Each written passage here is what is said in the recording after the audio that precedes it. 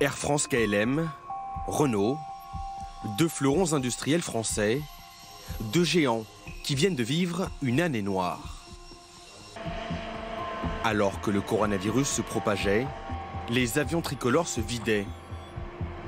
La flotte a transporté plus de 100 millions de passagers en 2019, seulement 34 millions l'an dernier.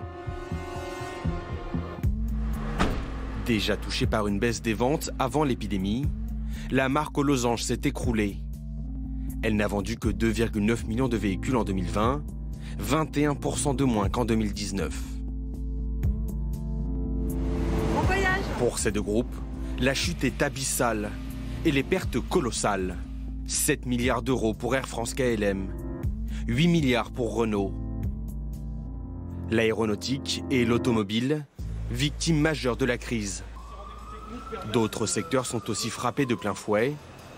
Et ce matin, le ministère du Travail a publié ce chiffre parlant. 100 000 ruptures de contrat de travail en 12 mois, c'est 3 fois plus que l'an dernier. Mais cette épidémie a quand même fait quelques heureux. Bonjour madame. Oui, tout à fait. Oui, vous pouvez venir chercher des puzzles sur place, pas de souci. Cette entreprise mosellane a vu ses ventes de puzzles atteindre des sommets.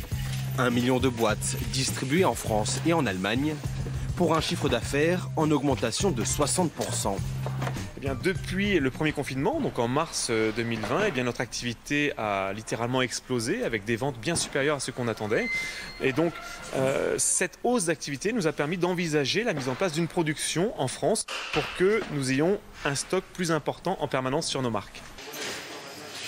Les autres gagnants de la crise sont la grande distribution, les entreprises du numérique et les plateformes de commerce en ligne. Historiquement, le e-commerce est un commerce qui a cru sur les produits techniques, c'est-à-dire les téléphones, la télévision et les ordinateurs. Et on a vu l'année dernière une accélération sur des catégories de décoration, de bricolage, tout ce qui tourne autour de la maison. Parce que les gens étaient chez eux pendant les confinements. Et la deuxième grande tendance, c'est le sport. Parce que les gens ont fait du sport chez eux. Vas-y, encore. Les Français ont appris à tout faire chez eux. La pâtisserie, la cuisine et même leur propre pain. Les cartons de l'année, la levure et les robots multifonctions. 2020 a aussi été une année exceptionnelle pour les créations d'entreprises. Plus de 840 000 en un an, un record. Même si les 2 tiers d'entre elles ont été réalisées sous le statut d'auto-entrepreneur.